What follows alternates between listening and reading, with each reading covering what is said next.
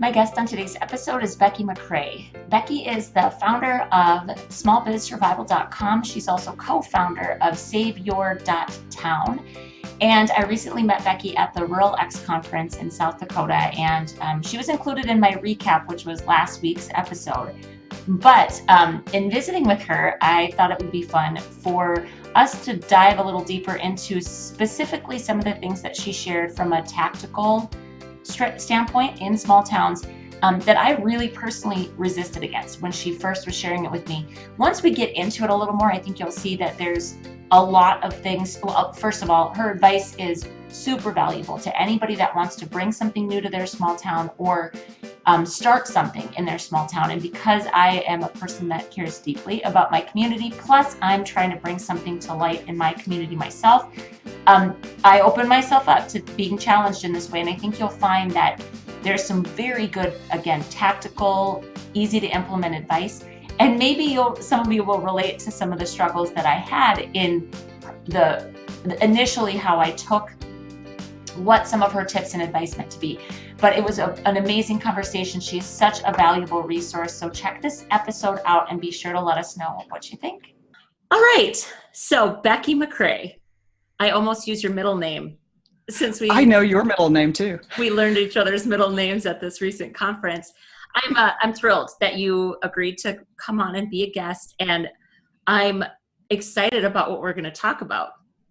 Yeah, we're going to have some fun here. And it was great to meet you at Rural X and get to know your middle name and to just briefly get to connect, even though we didn't have time to sit down and talk in depth. And so this feels like a chance to actually make the connection that we didn't get to really solidify at the time. Agreed. And then we'll do it in public and everyone can watch while we right.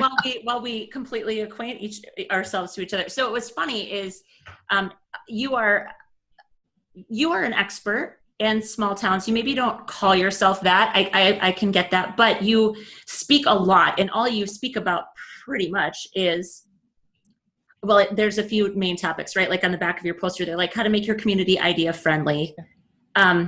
The idea that we can't be that we shouldn't be the heroes of the things that we try to bring to light. And I got to sit in on a session with you, and it was this week, just a couple days ago, I did the recap of Rural X, and a couple things you shared was in that recap. But what I didn't dive into that we're going to dive into now is how much you challenged my sense and need for both control and perfectionism when it comes to the things that I'm a part of that we're rolling out in our small towns.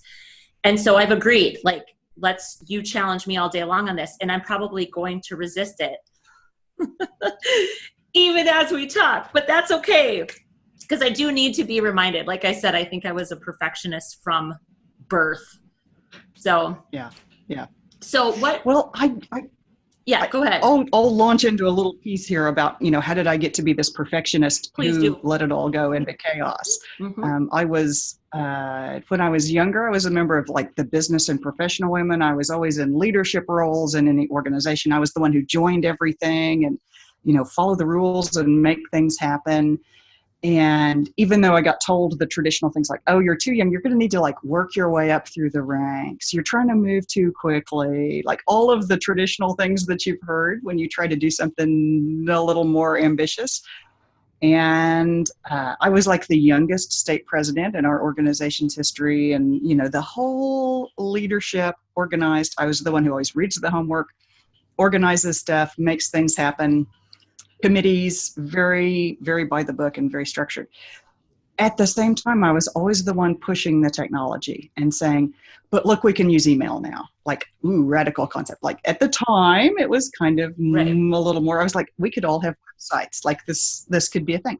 So I was always the one trying to use new technology to do a better job of the work that we were trying to do together. And then most of my business career has also been, I'm mostly an entrepreneur because I'm from a small town. I live in a community of 30 people, but we're about 8 miles away from the big town, which is Alva, Oklahoma, has about 5,000 people. And so I had businesses there and worked in nonprofits and government. And I was a city manager for a little bit. And I did a nonprofit role that had me trying to coordinate between half a dozen different governmental state agencies, but no authority over any of them, which was a fascinating thing because also half of the board had to be employers. So it was a workforce thing. So this was just like, I loved it. That was my thing. I was great with that. The deal is, as technology has come with us, I have come to realize that it's not about making it perfect. And it's not about me doing it, because I know I could do it better, right? I know I could, right? Any shade of recognition on that one? Yeah, 100%. Pretty much with everything. Yeah, and right. And so when I came to create Idea Friendly, what I have come to realize after all of this experience is not, boy, we better build more structure in there so that, nobody will ever fail, and so that we can force accountability, and we're going to take a lot of notes, and we're going to call on people, we're going to follow up with them, we're going to make sure they do the thing they said they were going to do. We're going to, go out with a big butterfly net and capture people and drag them in for a volunteer kind of role. And I realized that's not the best way for us to work together now. We're actually so much better able to work together using the technology that's available to us, that we can distribute our things out by attracting the people who are most interested and without a lot of the overhead. So it's a lot of the ideas that come out of the crowdsourcing world, the crowd innovation world, and all of the technology pieces. And you put that together with being from a small town, we have a sense of community, we connect with each other, we're used to being independent and interdependent at the same time. We have better social capital than maybe in a big city. You draw all of that together. That's where I came to the idea of Idea Friendly, is we have to be more open to new ideas. And we need to stop using this old model with all this overhead that we don't really need. We would get just as much done by just sort of trying things and testing things out and being more chaotic as we do if we seriously plan it out and then try to make it happen the old way. Even though it feels like, well, maybe this is a little more chaotic and frivolous, we're going to end up with the same results. A friend of mine actually pulled together a whole stack of plans out of a city office and said, all right, out of all these strategic plans, how much did you get done? And they're like, well, we got this thing done out of this plan, and out of that plan, we got that thing done. Yeah. Because there was one person on those projects who was super excited about it and made it happen. I'm like, why didn't we just turn them loose in the first place? Instead of going through that big, long process and all that overhead and all that work we put in on not doing it. So that's where the chaotic ideas come from. But it's very challenging, isn't it? Well, okay. So far, I don't even have that knee-jerk, I don't have none of the resistance is coming up yet. I'm with you on this. All right. Yeah, so let's 100%. Talk about your secret project. How much detail can I give about your secret project? None. Well, I'll start with this. I don't know. I haven't. It will involve a lot of people. It's not just going to be you. And this is the tricky part, because you have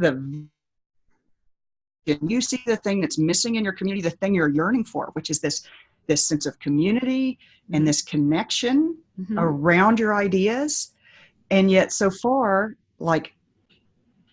it's you and some backers and early people. Yep. I want to see you every week at the library or the coffee shop or in your house or wherever, right, with whoever wants to come to it. Right. And wants to be part of what that eventual vision is about. Yep. And yet when you described that to me, you said focus groups. I'm going to bring my idea to the focus groups, and they're going to tell me what they think and what they're going to do on my idea, which is not what you mean. No, it's not. You have to build it as a community, and they have to make it. Focus group might be. You be said the words focus group. I did. It might be the wrong. It might be the wrong frame, because I don't know what to call those. I don't know what to call it. But I agree with you. I'll tell you the thing you said in your session that really, I just got all triggered and I don't That's get the one I want to hear.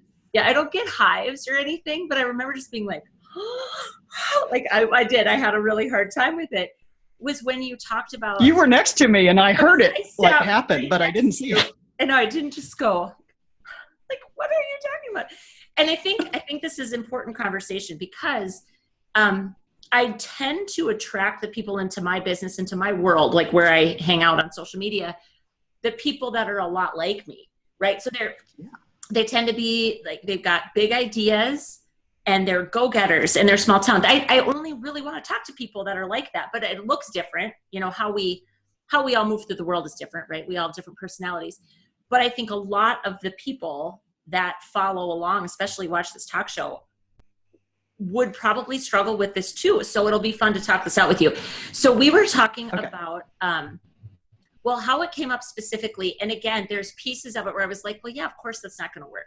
A woman in the group had asked the question, how basically handing off a project, like it was a completely done thing.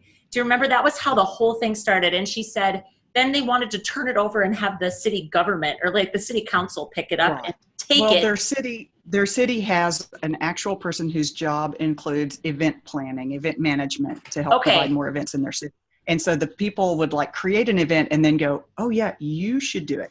We hear this everywhere, like, the parks people should take care of that. Or, that's a Chamber of Commerce thing. Like they did it last time. Right. That isn't it. Right. So you get that. And you didn't believe that either. Like, that's awful. There was more things for me. I'm like, why would you want the government to take it? Like, keep crazy great ideas out of the hands of the government. But that's a whole other topic for a whole different day. Yeah. But then you started us down the path of kind of talking about that we should not fully flesh out ideas or, like to have I think you actually said, make it half done. And I think like a part of me inside might have died, Becky. I'm not going to lie. I'm like, what do you mean half done? Exactly. I will tell you this. And then I want to hear like, if you can provide other context and add richness to this. But one of the things I really loved was the idea that when you decide where it is you're going, somebody might have to cast that vision. But then you allow people their own way to travel to it. That completely sits with me fine. But I think my fear in the idea of half completed ideas, my fear and the triggering and the resistance comes back to poor quality. Yeah. That's what I struggled with. So if lay in whatever else you want to say about it and let's just talk about that. That was probably my big thing. I was like, what? Half finished? What are you, like half-baked ideas? Yeah, like just bake it halfway and then let it be a take and bake for other people. Yeah. So the idea, I think the best illustration of exactly how this has worked in the real world is my colleague Deb Brown, who is, this is Deb. When she was with the Chamber of Commerce, they got an opportunity early on in her role there to bring in a big statewide event that is much bigger than anything they had organized previously. So too big for the chamber to do alone. Can I ask real quick for context? How big is Deb's hometown? 7,500. They had just recently lost a major employer. So they had a big blow to the community. And so they were feeling economically depressed because they had lost hundreds of jobs in this town of just a few thousand people, which I realize 7,500 for the Dakotas, that's a pretty good sized chunk. And even for me, my big town is 5,000. And so for them to be even bigger seems huge. Right. But the event was too big for them. Like they did not have the resources at the chamber to put it on by themselves. And the brilliant thing that Deb did is she said, all right, what we'll do is we'll just invite everybody to make part of it. And we can't organize that. There's no way we even have enough people in the chamber to like oversee and make sure they do good quality and like really, follow up and do the accountability and check on them. She said, we're just going to like leave some space open in the plan and we're going to set a general guideline and we're going to give like some guidelines, some framework. Like we're going to create the context where good stuff can happen, offer the guidelines that help people be successful, and then we're going to let them do their thing. So they set out, they planted the flag in the ground. And said, we're going to be a welcoming community when this statewide event shows up. And we are going to really rock this and really put on hospitality for everybody. Okay, so that's the big goal. only people who are interested will come to that. There will be people at the coffee shop saying how stupid it is, right? Those are not the people. Yes. We don't need them. We got to work with the people who are like, oh, we want to be part of this. And so they left this open space in the plan. So they've created the context where good things can happen. Mm-hmm. And then they've given the guideline. It needs to be interactive. It needs to be something hospitable. So a group of adults said, chili cook-off. We've been wanting to do a chili cook-off, and this is a great excuse. So she's like, go right ahead.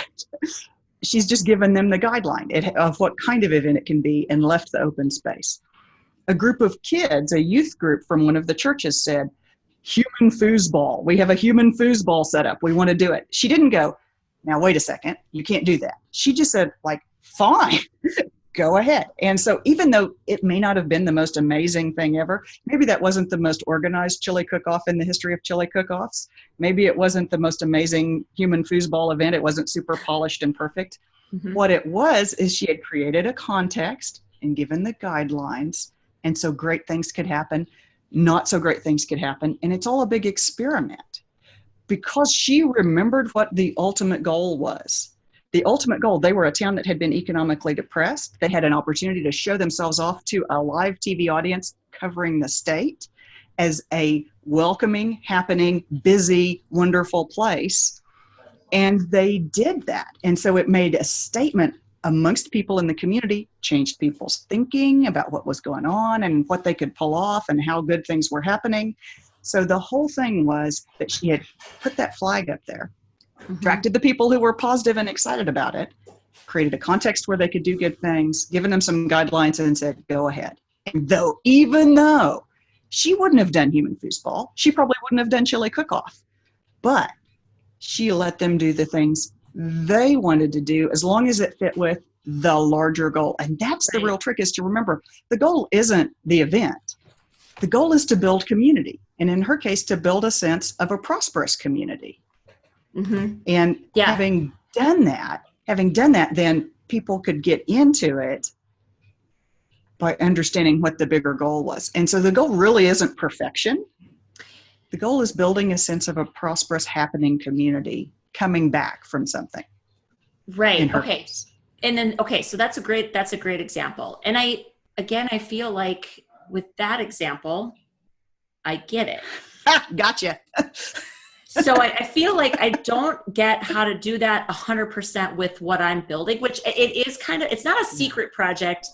It's just in such infancy that I'm not blasting it out to the world yet, but I shared it with you. You may not need to share it with your whole Hangout audience, but you got to be sharing it with the people that you're trying to build the community. Yeah. And I'm going to see it. That's over already and over and over and over again. You bet. And it has to not be going to be, it ought to be happening. Like, I want to see it like, are you calling some people this afternoon? Like that's like made the list. That's how important.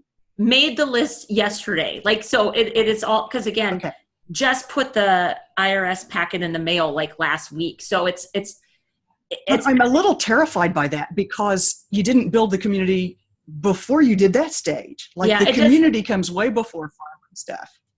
And you're like, what? For my brain, I'm not sure. And again, it's not to say that I have no community. You know, I mean, I'm not saying you don't have a community. Go ahead.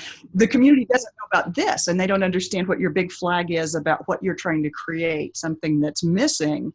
They don't have that same sense of what does that mean for the community? What does that mean for all of us? Because it's not just about what does this do for Rebecca, but it's about what does this do for the community at large and what are we creating together? And so the more deeply you can hand off big chunks of that to people to create their own way, then the more it becomes a creation of the community and the less it is about a central figure. You know, this is where Joe Bartman from Dakota Resources got up and said, take off your cape. Right. Because you're not the superhero. Right. You're just leading the thing. Like you're the one, you're going to get started, which you are, which is awesome because more people will always join than will ever start anything. Mm-hmm. But you want to build the consensus by attracting the people motivated enough to take action. And so that consensus comes not from people buying your vision, but from them taking action on their vision within that context you created. So you're more about creating a context where cool stuff can happen. Yep. And not even a place, but just within this basic thing, like, can we attract people into a community around this concept, around this flag we're planting? And then with that community around that flag, what are they going to build? The other example we used about people finding their own way there, in the discussion that you and I were in, one person said, we feel like we put these things out there. She's involved with an opera company of all things, which I found fascinating. But I think all of us can sympathize with this. We created the event, we put on the production, and we put it out there, and nobody wants to meet us and show up and be part of it. So often we create the event or the project or the thing or the community so fully and so completely, and it's so done. It's fully baked. There is no role but to show up and watch. Right. And show up and watch is okay, but it's not the only role that other people could fit into. And so if we drew like a curve, like we're going to start way up here, this is your level of excitement. Yep. This is the next most excited person besides you, right? Is way down here. And then it's like the long tail way off to the end. And so we have to turn that from, here's me, here's my next person. And, the only other role for all these people down here is show up and watch. So how can we convert that to, like, if we flip this thing, and so we put you as the foundation, and so here's your excitement at the base, and then the next most excited person builds on top of that. And then we'll build all these in between roles for people to do lots of different things besides show up and watch. I think, again, when I was listening to you and I was thinking about my project, of course, of course, we think about ourselves, we're egomaniacs, but I was sitting there. I think the thing I was thinking about was there's an actual physical building involved with this. So I am saying that, right? Like I could say that. Everybody in town thinks I bought it already anyway. You know how it goes.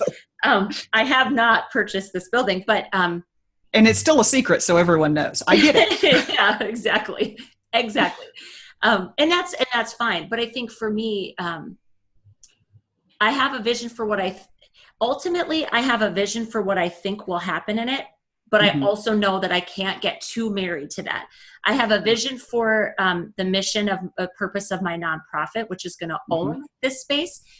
I think for me, as I was listening to you, I was like, my idea is probably about Halfbaked right now, to be honest. But I felt like I don't even want to conceptualize this because buying the building, renovating the building, those are very specific things that I felt had to start to move forward. Now I know it's maybe super crazy to do that before I have the community built. So there's pieces of what you said that I totally understand. And yet this is a business, it is a business. So it's not just a community event.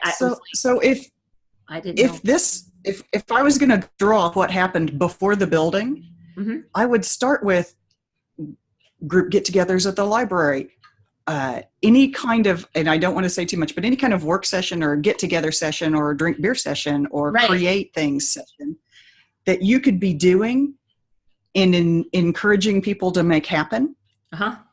Even if you weren't there, like if you could have all of those kind of things happening for a year or more, long before there was discussion of purchase of the building, you could borrow spaces. You could be in a church basement. You could be in a school building. You could be in another business's building. There's some upstairs space that nobody's using right now. There's some downstairs space that's not being used. There's an empty building that's kind of sitting there. It's only half full of junk, so they can't rent it. Clean out a little corner and use that. Like there's so many things that could happen before the building ever happens. That would lead you to you as a community, the group y'all, it would lead y'all to the place where naturally a building would be the next step. And so instead of going building, you'd be like, oh, borrowed space, other space in somebody's business, rented a space for a week to see how it went, borrowed an empty building. We were here for a few months. Okay, now we'll buy a building. Like now we know what we're doing. And that sequence, if it fails from here, okay, that's not so bad. But if you Right. like just jump straight to the building and it doesn't work, that's a long way down. And I think I have actually encouraged other people, like depending on whatever their business idea is. There's a woman that I interviewed from a town in northern Minnesota that has now opened a spin cycle class, in a town of 1,300 people. It's just incredible. I actually got overwhelmed and cried just being in it. Just like, I cannot believe you pulled this off here. But that's exactly how she started. You know, she started without spin bikes, and then had a couple spin. So I would normally say, like, that makes a lot of sense. What if you have, but there's a but coming. What about the risk of, and also, like, all the things you just described have been happening, just not around the eventual goal of, like, all of these conversations over beers. Everywhere I go, I'm talking about these things with people. But are you doing the things, like the kind of things you want to have happen in the building? Like, are they happening now? Yeah. Under an umbrella? Like, you've got a little banner you take with you everywhere and go, here's the thing, the name of the thing, Yeah, no. Rebecca's secret project, and it's on the banner says, don't tell anybody. Like that kind of thing, don't tell anybody. Yeah, right. And then you hang your banner that says, don't tell anybody. And then you do the thing that's involved. Hold your spin class. And actually doing the things, conversations are great starter points. Like, those are the first itty bitty steps, or the little conversations. But then there's doing the things, making the things happen. All the things that you'd like to see happen eventually in that building have to happen before there's a building. And they don't have to. I mean, you can go straight to the building. That's the way it's been done forever.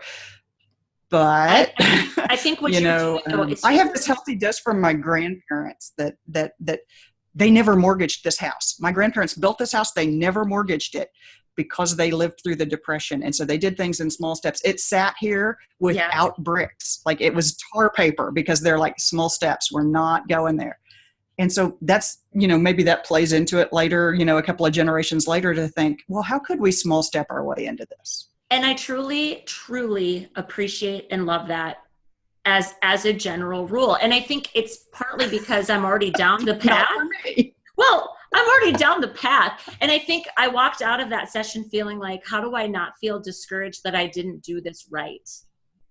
Oh, it's not about doing it right. It's like, I mean? Okay, so you're here now. Right. And before you go there, like, what else can we make happen in between that makes this path easier to do? Right. You just want to make your life easier. Right. And it is already happening. I mean, truly, it's already happening. Like I said, I've got the list. I went through and I thought about the people that I've had the conversations with. Because I did start kind of asking people, if we were to have a space like this, would this be something that would interest you? I talked to our arts council, asking them, what would you do if you had a space like this? And so, but again, you're right. It's not exactly what you're talking about, because I'm down the road. And then I'm like, is this wrong? And then I got kind of all weirded out.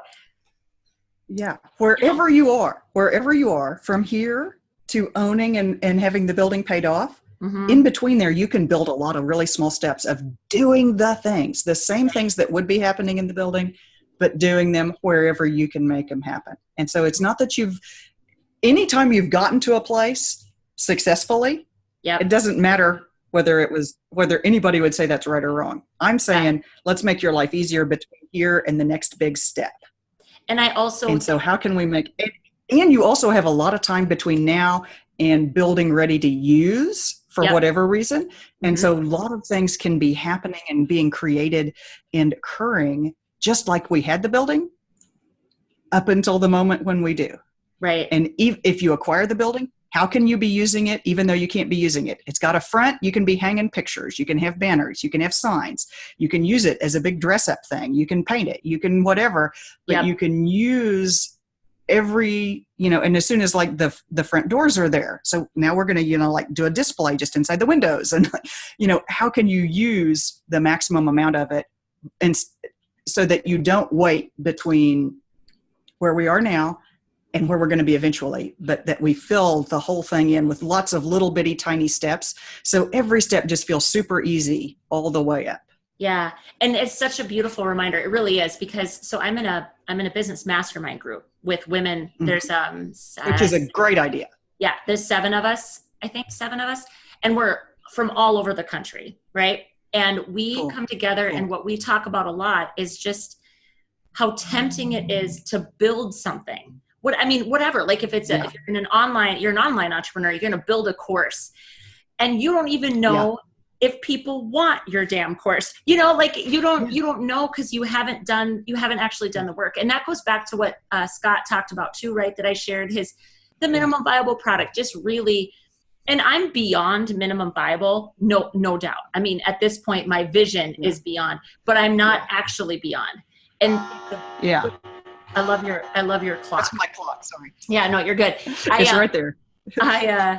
I love that it reminds me of what's the next simple thing that keeps the goal in mind. That was one of the things I pulled out of what you said, is that because it's so true, especially if you're a control freak and a perfectionist, you let the details of the thing completely overshadow the intention of the thing.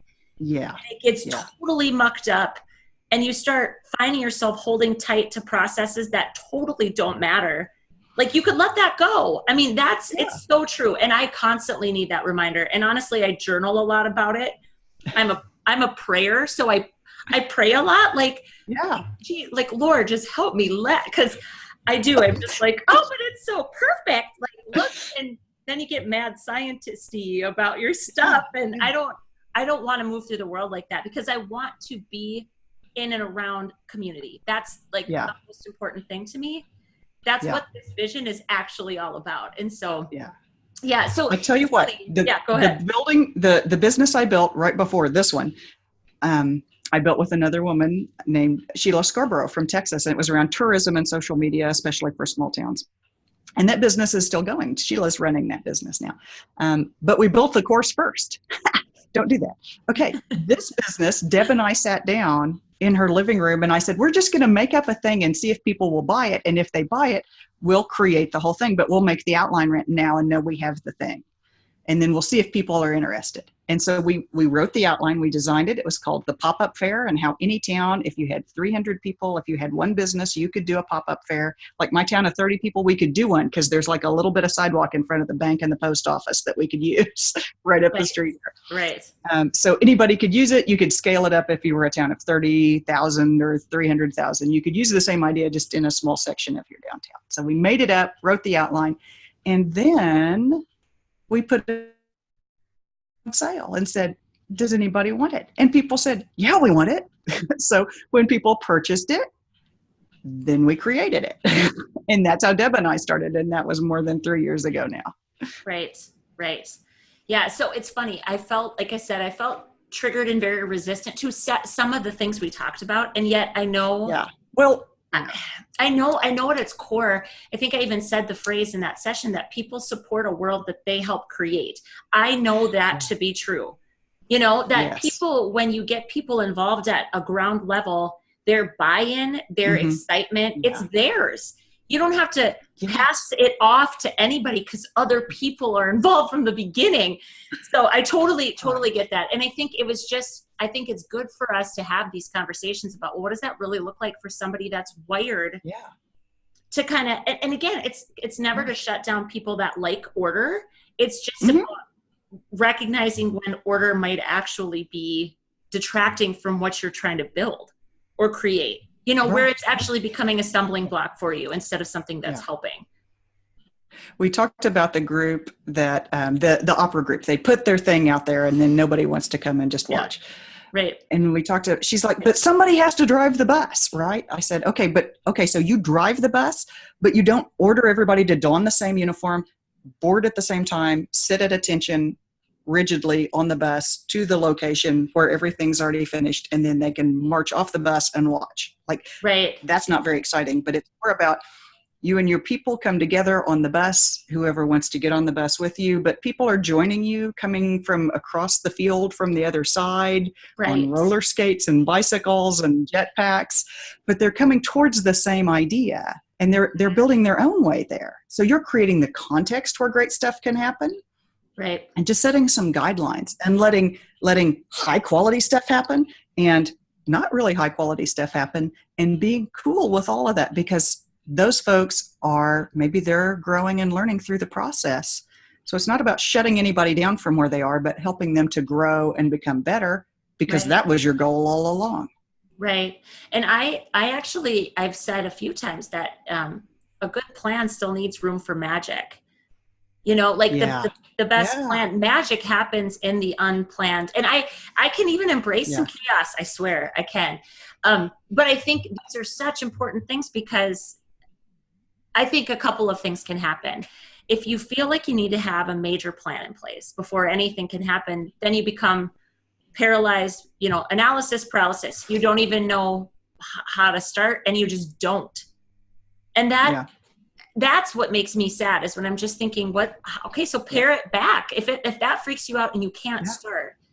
So I love how simple that framework makes it. And I love the example of when she said, and those were her exact words, we created this great thing and now nobody, and I've heard so many people say that, Becky, and different things nobody ever shows up to things. And it's are you making it comfortable and easy, and are people really feeling included? Can they help make it? Can they help make it with you? Yeah, right. We're going to put on a concert. Okay, but so start with a jam session. If the goal is community, then the finished beautiful concert with the big name person may not be as valuable as a simple jam session.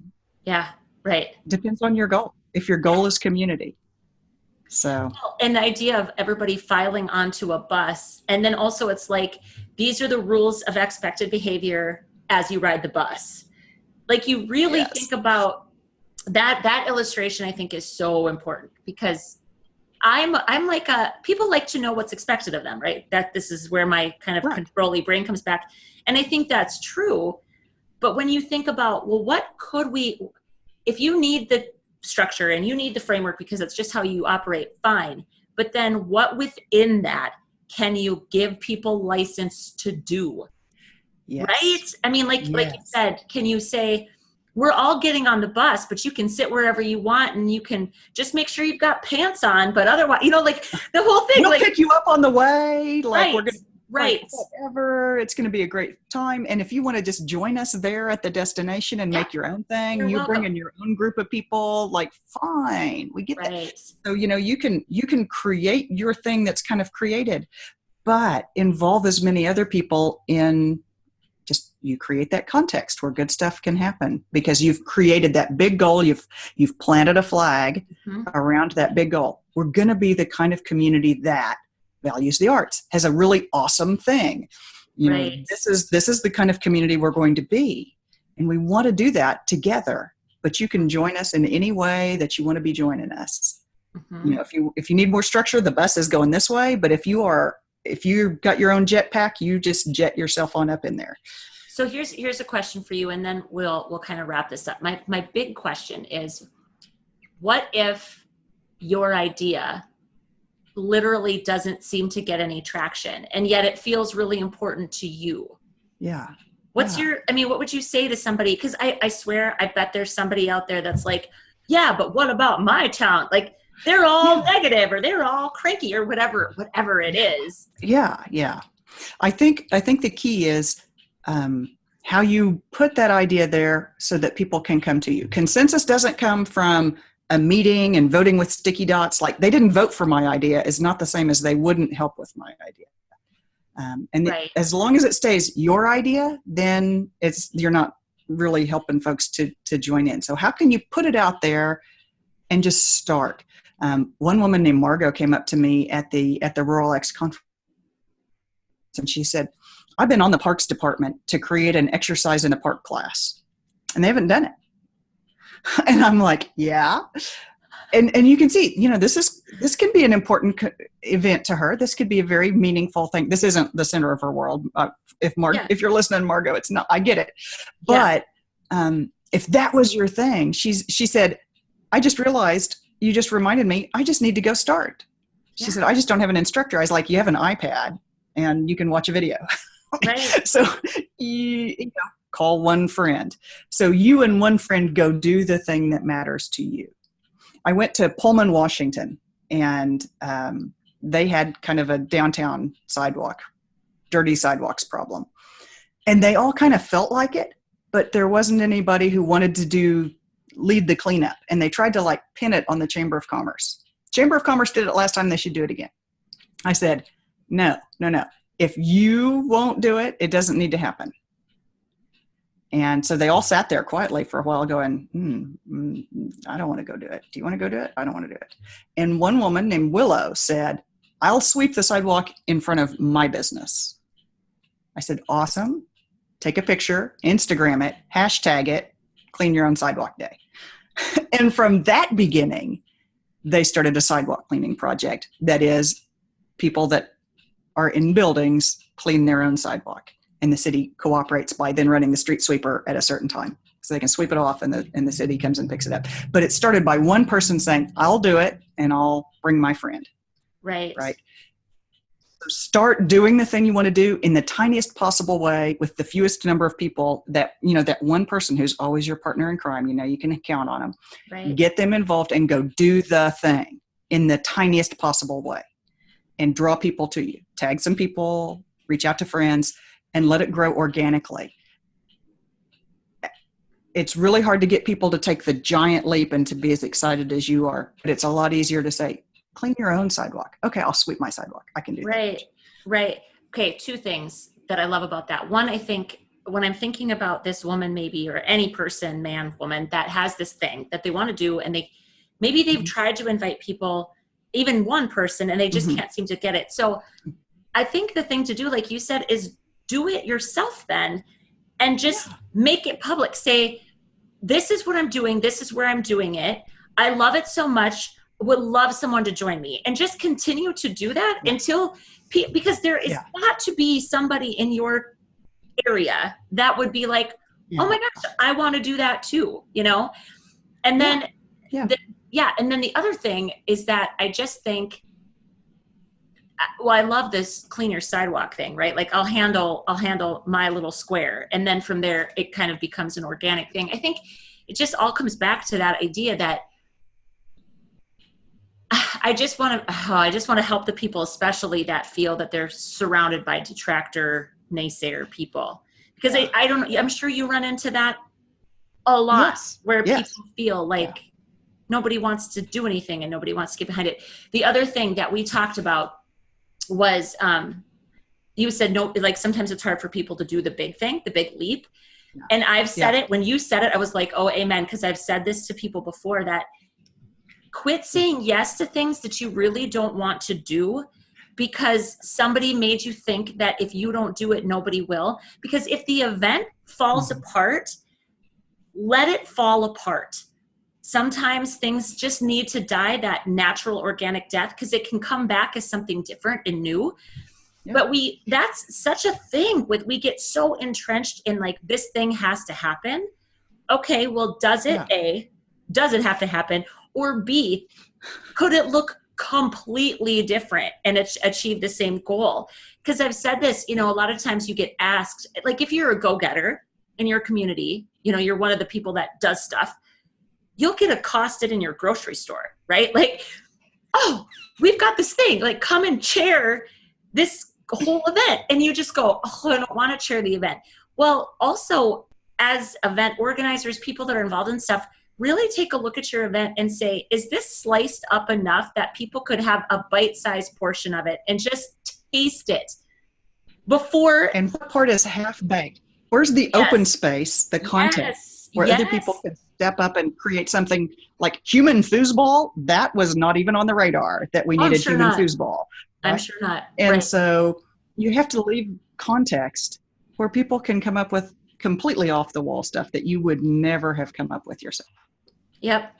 And that's just, I think that's so important, because that's something that small towns really struggle with, finding volunteers. You won't have to find them if you allow them to be a part of it. And Laura Zabel from Springboard for the Arts, that when she said that people that feel included contribute at a higher level, I really think, Becky, that this is one of the keys to us unlocking more contribution from everybody in our small towns. Yeah. It is about giving them that freedom. And because people don't feel included when they're told exactly what to do and how to show up and when to show up and how it ought to be, you know, that doesn't feel good. It doesn't feel good to anybody. Kids don't like to be bossed around. Right. I don't like to be bossed around, you know? So, no. Yeah, I think it's just really, really good reminders. And for me in the space that I'm at right now, and I promise you that I will focus on the next small thing and the next small thing in terms of how do I get people with me so that we're creating this together. I will stay very laser focused on that, especially over the summer as the months continue. So cool. Yeah. So why don't you tell our audience what you and Deb are looking for right now, because you've got something pretty cool, and I think a lot of people that'll watch this can participate. Yes, we're doing our survey of rural challenges. And this is where, instead of like us showing up in your town, like with the pre-written plan, like, oh, look, we have the plan here. We're just going to put your town's name on it. Here's the plan. Same plan we give every town. Instead of doing that, we ask people, what do you need? What do you most need help with? And then that helps us determine what videos should we make that will help you. What courses might we create? What type of toolkits would be the best thing for you? And then we take those results in aggregate. We never reveal who you are, but we take the results in aggregate.